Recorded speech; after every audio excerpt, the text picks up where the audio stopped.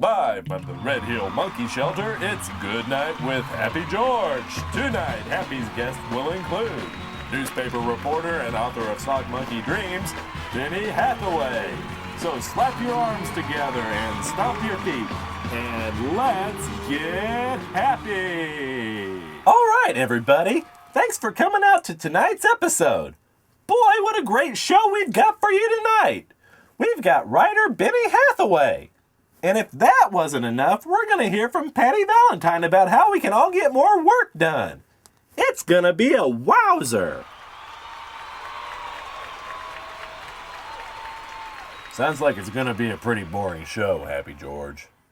A show about reading and work? I think you should just bring that wet towel back we had on last night. Watching it dry sounds like more fun than talking to Benny Hathaway.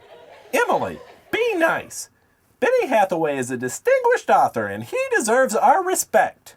The last time he came on here, he sat and read his newspaper the whole time. Well, it's his newspaper, and none of us could read it, so he was doing us a favor. Then at least he could have read it out loud. Well, that's a good point. Anyway, it was a crazy day at the Red Hill Monkey Shelter. On my way over to the set, I stopped in at GB's Crazy Stuff store to see about getting a cell phone. GB had one, but it was broken. I asked him what good it was, and he told me it had unlimited minutes. I said, how am I going to call someone on a broken cell phone?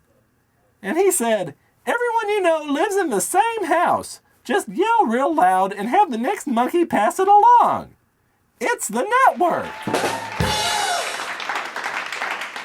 Anyway, GB's right about one thing. There's a lot of monkeys here at the Red Hill Monkey Shelter.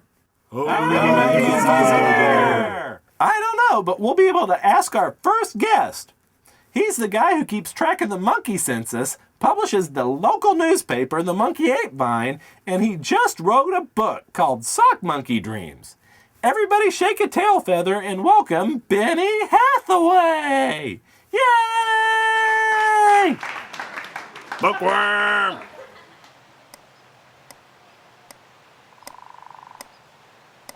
Hey, Benny, it's great to see you. What's going on? Well, Happy George, I just wrote my first book. It's called Sock Monkey Dreams, and it's about what happens here at the Red Hill Monkey Shelter every day. Yeah, I have a copy of it right here. It looks really cool. Now, I have not read this book, but I understand that it has an awful lot of words in it. Is that true? It has enough words, I guess. To tell you the truth, a picture is worth 1,000 words, but I only got to write about 500 for every picture. So there's probably only about half as many words in there as there ought to be. You see, I wanted to tell peoples about the Red Hill Monkey Shelter, so I found this photographer, Link Ray, and he and I went around to different parts of the Red Hill and shot what we thought was important, and I wrote stories about the pictures so that peoples could understand what was going on. Well, the pictures are really awesome, that's for sure. I see that you put JoJo on the cover. Yeah, what's up with putting JoJo on the cover? My picture should be on the cover. I started the Red Hill Monkey Shelter. All JoJo ever does is lay around and wait for clothes to come out of the dryer. Well, actually, the publishers are the ones who wanted to put JoJo on the cover. I didn't have any say in it. Yeah. But if you did have your say, you would have put me on the cover, right, Benny?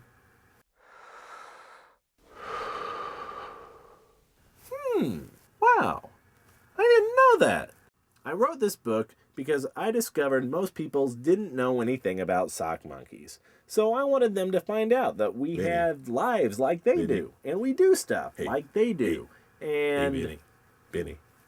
I don't know if you've noticed the picture in the book that's from Good Night with Happy George or not. Hey, Benny. Link and I sent you a print, but we never heard cover or not. Would I have been on the cover or not, Benny? No, you wouldn't.